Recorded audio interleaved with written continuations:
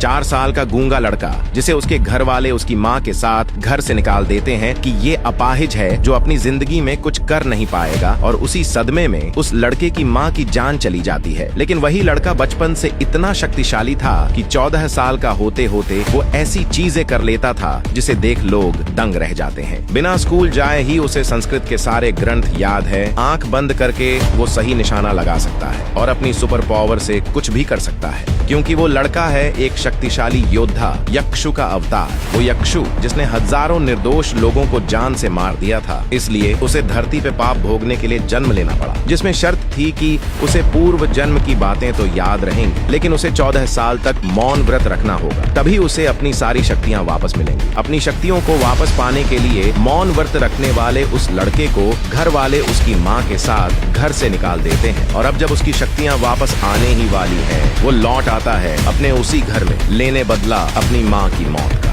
बहुत साल बाद लौटा हूँ, मुझे बताओ किस तरफ जाना है। पहले तू बोल के मुझसे पूछ, नहीं तो एक गाना ही सुना दे। गुस्सा रहे गूंगे, लेकिन गुस्सा कैसे निकालेगा मुझ पे? तेरी जुबान तेरे काम जरूर ना आए, लेकिन मेरे काम जरूर आएगी। मेरी जुत्ती साफ करने के लिए। तुझे नहीं पता तू किससे बात कर रही है। बोल।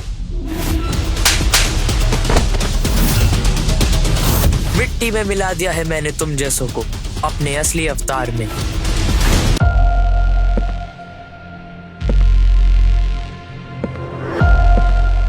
कोई गूंगे, दादाजी इंतजार कर रहे थे तुम्हारा। मेरे लौट आने पर तुम्हें गुस्सा तो आएगा ही कि मैं अपना हक ना मांग लूं, लेकिन मैं अपना हक नहीं, अपनी माँ का बदला लेने आया हूँ। अर्जुन बेटा, कैसे हो तुम? दादाजी अब आप इसकी फिक्र क्यों करने लगे? ये तो घर के बाहर ही अच्छा था। अगर हम इस लड़के को अपने साथ कहीं पर भी ले जाएंगे ना, सिर्फ और सिर्फ हमारी बदनामी होगी इस लड़के के वजह से। चुप हो जाओ तुम सब। 8 साल के बाद आया है अर्जुन, इससे तो हमें प्यार से बात करनी चाहिए, वरना हमारे और इसके मन मुटाव का अगर महाराज जी के यहाँ पता चल गया तो हमारे खानदान की इज्जत मिट्टी में मिल जाएगी और हमारे हाथ से शक्ति दंड भी निकल जाएगा। ठीक है कार्तिक, वैसे भी ना तुम्हें इस गूंगे के तो मुंह लगने की जरूरत नहीं है। गूंगा है ये, गूंगा। अर्जुन, हमने तुम्हें और तुम्हारी माँ को बहुत तकलीफ दी है, लेकिन बेटा बड़े बड़े घरों में ऐसी छोटी मोटी चीजें होती रहती हैं। तुम गूंगे हो और जिंदगी भर गूंगे ही रहोगे। इसमें तुम्हारी कोई गलती नहीं है, लेकिन एक बात भूलना मत कि तुम कश्यप वंश के खानदान का हिस्सा भी हो। आज से तुम हमारे साथ ही रहोगे। दादाजी, पिताजी, ये आप क्या कह रहे हैं? ये हमारे साथ रहने लायक नहीं है। और वैसे भी इस गूंगे को हमारे साथ घर पे रखकर हमें क्या फायदा होगा? मजाक बना देगा हमारा। चुप चुप चुप, मुंह बंद रखो अपना। अर्जुन बेटा, दादाजी के पैर छू प्लीज। इसकी कोई जरूरत नहीं है सुहास, मैं ही आशीर्वाद दे देता हूँ।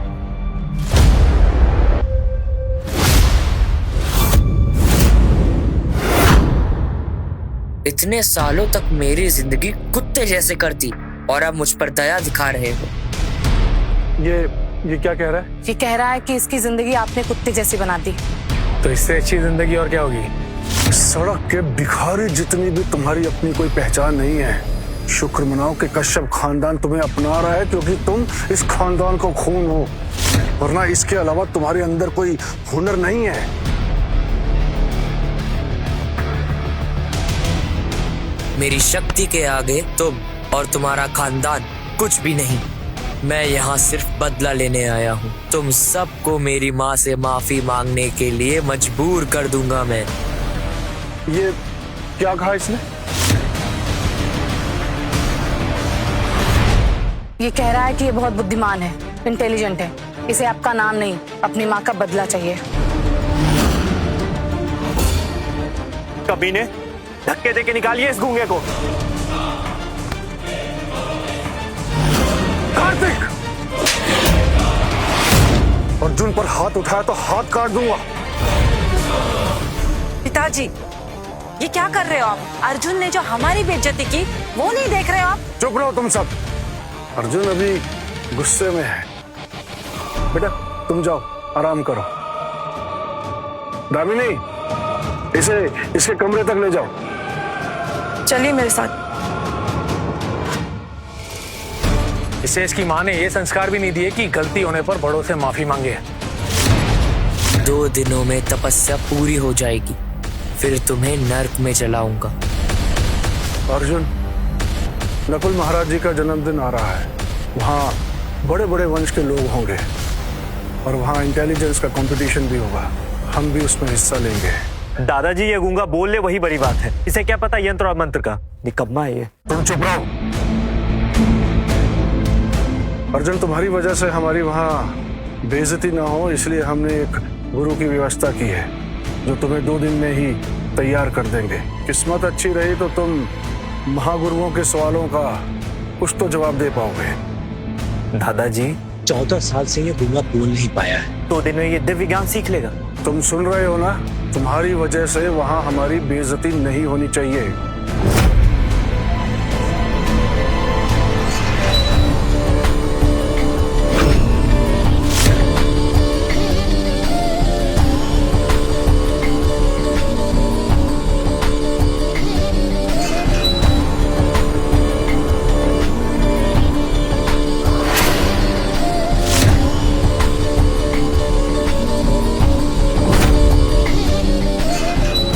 ये क्या देख रही हूँ मैं? इसे संस्कृत भाषा लिखना आता है? ये कैसे हो सकता है? ये तो कभी स्कूल भी नहीं गया।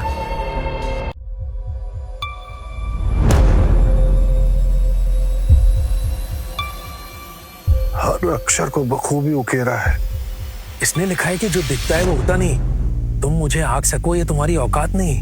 मैं शायद तुम लोगों जैसा मामूली इंसान नहीं। खुद को स्पेशल कह रहा है और हमें मामूली। बेइज्जती की है इसने हमारी पिताजी। अच्छा, ऐसी एक्सपर्ट लिखावट, वो भी 14 साल की उम्र में, ये ऐसे कैसे कर पाया? दादाजी, वो सब छोड़िए, वो हमें बेवकूफ कह के चला गया।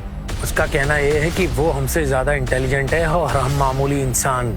जब गंदी परवरिश मिलेगी तो संस्कार तो ऐसे ही दिखेंगे ना। बस करो बेशर्मो, जाओ जाके सब आराम करो।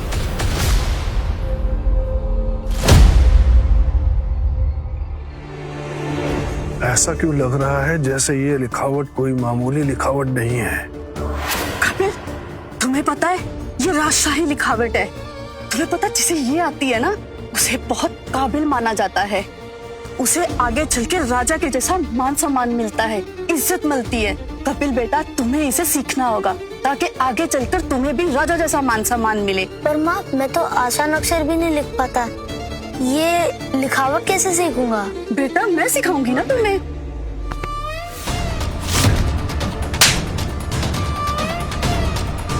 हरामखोर, हिम्मत कैसे हुई राजशाही लिखावट की किताब यहाँ लाने की? ये बहुत काबिल लोगों को दी जाती है, तुम जैसे बेकार लोगों के लिए नहीं है। उम्र बीत जाएगी लेकिन संस्कृत नहीं सीख पाओगे। कपिल, तुम उस लिखावट को याद कर पाए कि बेटा कैसे उन अक्षरों को लिखा जाता है? बेटा, वो लिखावट तुम्हें सम्मान दिला सकती है। लोगों को सालों लग जाते हैं उसे सीखने के लिए, तुम्हें भी सीखना होगा। ये तो राजशाही लिखावट है जिसे मैं आज तक नहीं सीख पाया। महामहिम ने भविष्यवाणी की थी कि एक दिन दिव्य शक्ति लौटेगी ज्ञानपीठ पर अपना अधिकार जमाने के लिए। कहीं ये अर्जुन ही तो वो लड़का नहीं है? क्या हुआ तुम्हें? मुझे उस घमंडी गूंगे ने थप्पड़ मारा। क्या? उसकी इतनी हिम्मत? उसकी शिकायत तो कपिल जी से करनी पड़ेगी। वो तो मैं जरूर करूंगी। और वैसे भी कल तो गुरु भैरव आ ही रहे ना उसे सिखाने। उसका घमंड देखकर उसका ऐसा असर करेंगे कि खुद ही घर छोड़ के भाग जाएगा।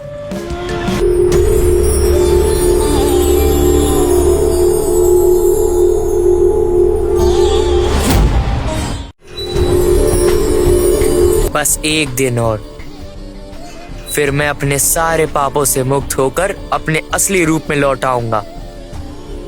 मुझे मेरी शक्तियां फिर से मिल जाएंगी।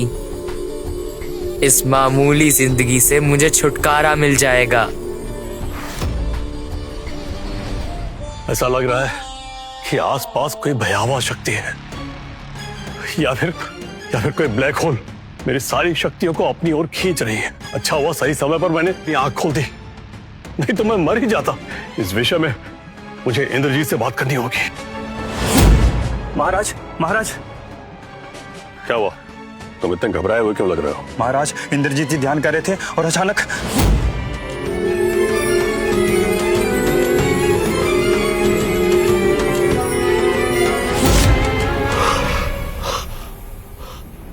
ये क्या हो रहा है? धरती के बाहर की शक्ति मुझे महसूस हो रही है।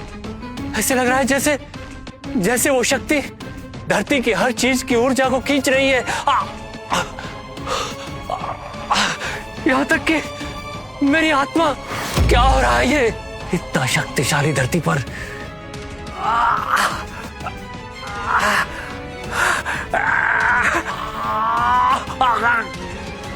ऐसा कैसे हो सकता है? ऐसी शक्तियां तो हजारों साल पहले हुआ करती थी, और आज के जमाने में ऐसी शक्ति कैसे लौट आई है? बस एक और दिन, उसके बाद सबको पता चलेगा मेरा असली रूप क्या है।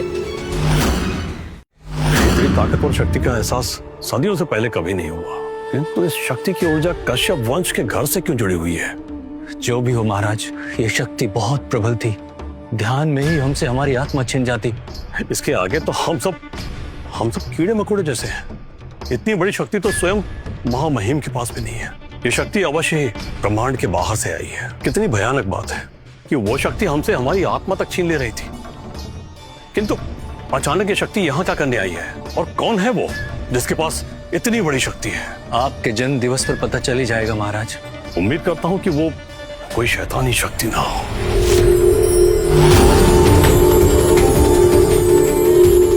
बस थोड़ी देर और मेरी पूरी ताकत मुझे कुछ ही समय में फिर से मिल जाएगी।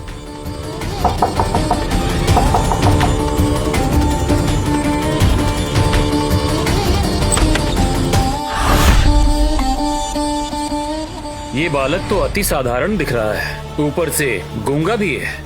मैं गुरु भैरव, तुम्हारा गुरु। तुम्हारे दादाजी ने तुम्हें शिक्षा देने के लिए मुझे अत्यधिक धनराशि दी है। साधारण सा बालक है ये तो। यदि कश्यप वंश का रक्त नहीं होता तो मेरे समक्ष खड़े होने की हैसियत नहीं है इसकी। मुझ जैसे ज्ञानी से सीखने का अवसर नहीं मिलता इसे। परंतु आश्चर्य है, ये मुझे सम्मान की दृष्टि से नहीं देख रहा, जैसे मैं कोई साधारण मनुष्य हूँ इसके समक्ष।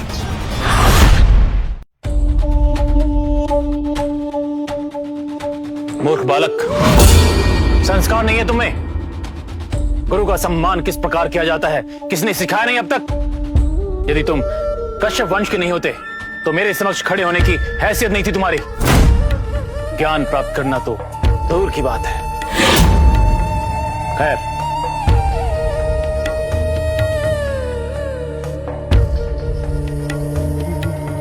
ये सामान्य ज्ञान है। ये ग्रंथों की कहानियों का संग्रह है, और ये श्लोक की पुस्तिका। इनका अध्ययन करने में वर्षों लग जाते हैं, परंतु कश्यप वंश की लाज बचाने हेतु इसमें से कोई भी एक पुस्तक जो भी तुम चुनोगे, मैं तुम्हें 2 दिनों में कंठस्थ कराऊंगा, याद कराऊंगा। आने वाले 36 घंटों तक मैं तुम्हें सोने नहीं दूंगा, ताकि महाराज के समक्ष कश्यप वंश की मर्यादा कायम रहे। अब इसमें से कोई भी एक पुस्तक चुन लो। ये मामूली किताब है, इसके ज्ञान पे ये सब इतना अकड़ रहे हैं। मुझे ज्ञात है तुम मूर्ख हो, तुम्हारी बुद्धि तीक्ष्ण नहीं है। शीघ्र कोई पाठ तुम्हें याद नहीं रहता, और ये पुस्तक तुम्हारे सीखने की क्षमता से परे है। परंतु फिर भी प्रयास तो हाँ, मात्र एक यही क्षमता है तुम्हारी। चलो चुन लो एक पुस्तक।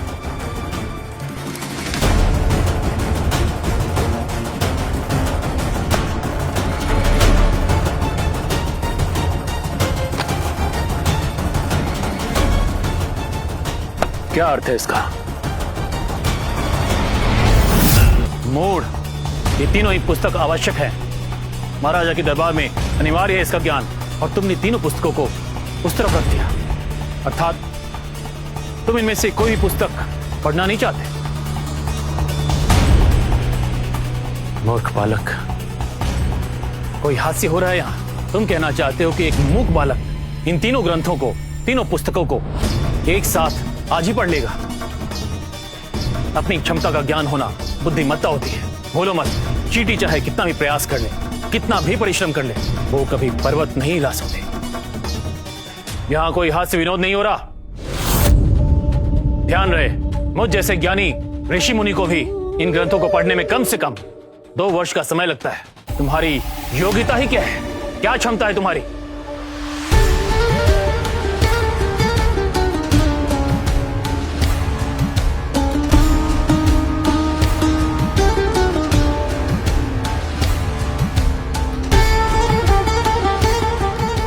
कर्मण्येवाधिकारस्ते मा फलेषु कदाचन। ये तो गीता श्लोक लिख रहा है, वो भी संस्कृत में, वो भी ऐसी लिखावट में। ऐसा करने में तो लोगों को कम से कम 20 वर्ष का अभ्यास लगता है, और ये मात्र 14 वर्ष की आयु में ऐसा कर रहा है। मैंने ये सब बचपन में ही सीख लिया था, अपने पिछले जन्म के। तुमने गीता का श्लोक लिखा है, वो भी संस्कृत में, और ये सब तुमने पहले से सीखा हुआ था। गुरु तो तुम्हें मेरा होना चाहिए। अब मुझे चलना चाहिए। मैं तुम्हें कुछ नहीं सिखा सकता। तुम्हारी योग्यता मुझसे भी कहीं अधिक है।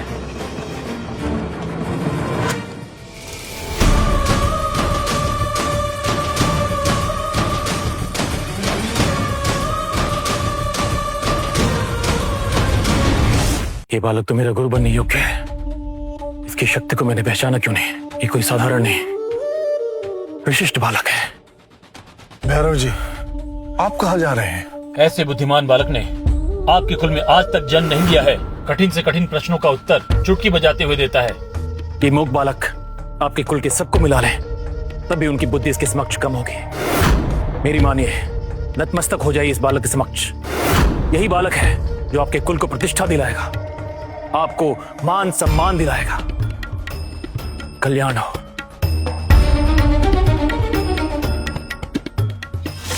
इतने बड़े गुरु ने कहा है तो जरूर कुछ खास बात होगी उस लड़के में। जरा मैं भी तो चलकर देखूं।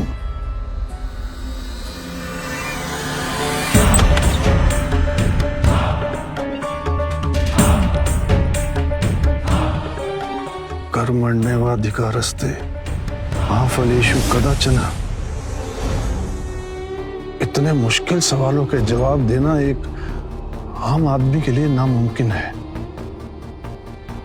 पर इसने इतना सब कुछ सीखा कहां? क्या इसके गूंगे होने को मैंने कमजोरी मानकर गलती तो नहीं की? अब चाहे कुछ भी हो जाए, मैं अपनी गलती को सुधारूंगा। भैरव गुरुजी ने कहा है कि ये मेरा नाम रोशन करेगा, तो इसका मतलब है कि अब शक्ति दंड हमारे परिवार में आएगा। इसे फ्रेम करवा दो, सोने का फ्रेम, और स्टडी रूम की दीवार पे टांग दो, क्योंकि पहली बार किसी ने हमारे खानदान में देववाणी संस्कृत में इतनी बेहतरीन श्लोक लिखे हैं, और वो भी केवल 14 वर्ष के बच्चे ने। लो। सर, ये सब उन्होंने लिखा है? इतना गहरा और परफेक्ट स्क्रिप्चर लिखने में तो सालों लग जाते हैं। इसीलिए तो कहा तुमसे। जाओ।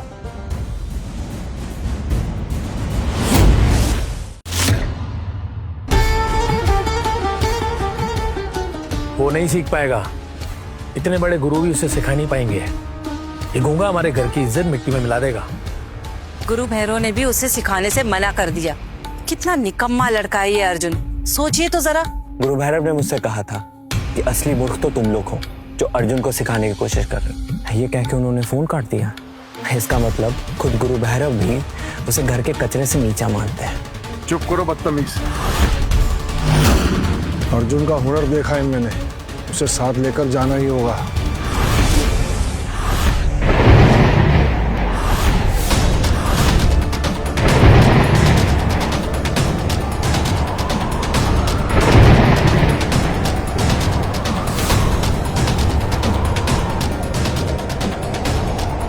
अजीब हो रहा है। ये अचानक से हवा इतनी तेज क्यों चलने लगी? जाओ दरवाजा बंद करो।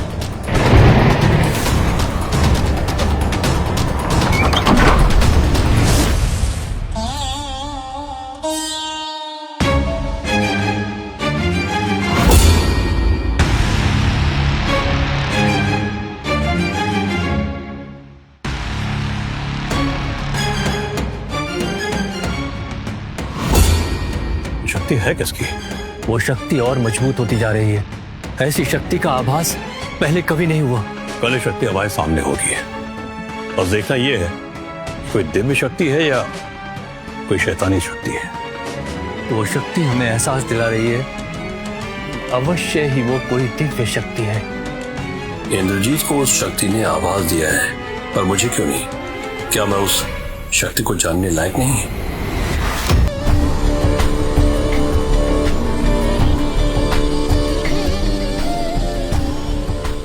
आखिरकार मेरी शक्तियां जागृत हो रही हैं। आखिरकार मैंने जन्म जन्मांतर का सफर तय कर लिया। मैंने कई आयामों को पार किया है। मेरी सिद्धियां मुझे फिर से मिल गई। मैं फिर वापस आ गया। यक्ष फिर से वापस आ गया।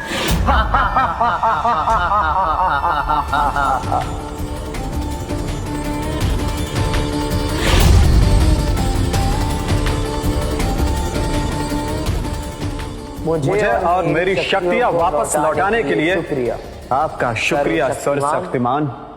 शर्म आनी चाहिए आपको पिताजी।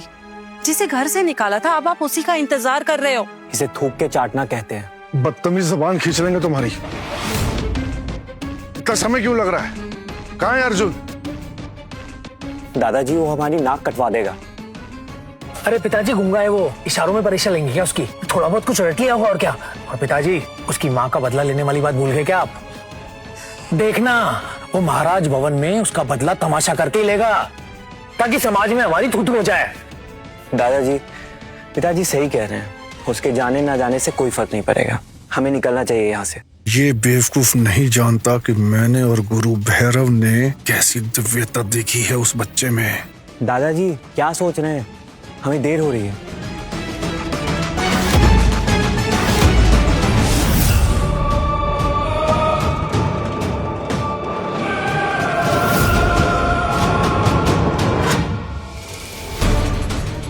उम्मीद करता हूं कि तुम महाराज भवन में नाक नहीं कटने दोगे हमारी। और तुम भी। अब चलो, ज्यादा देर नहीं कर सकते।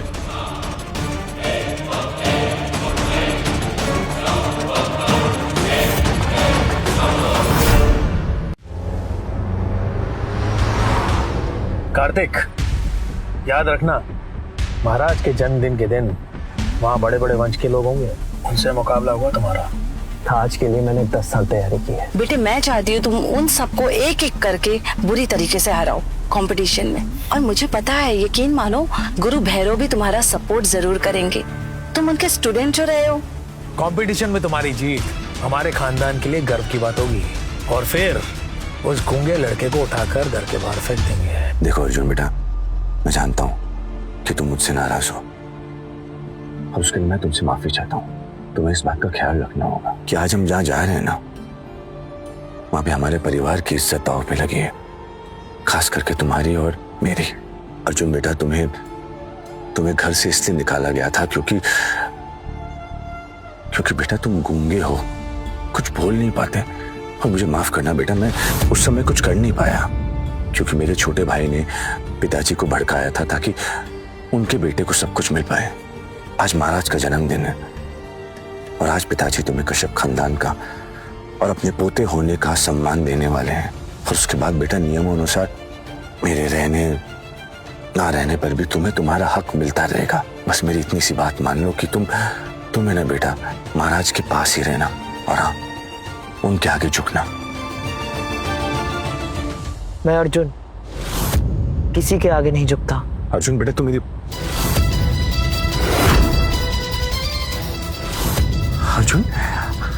अर्जुन मेरे बेटा तू बोल सकता है बेटा। मैं गूंगा का भी था ही नहीं।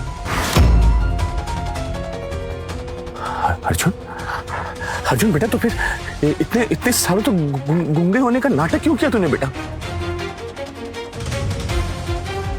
आपको बहुत जल्द पता चल जाएगा।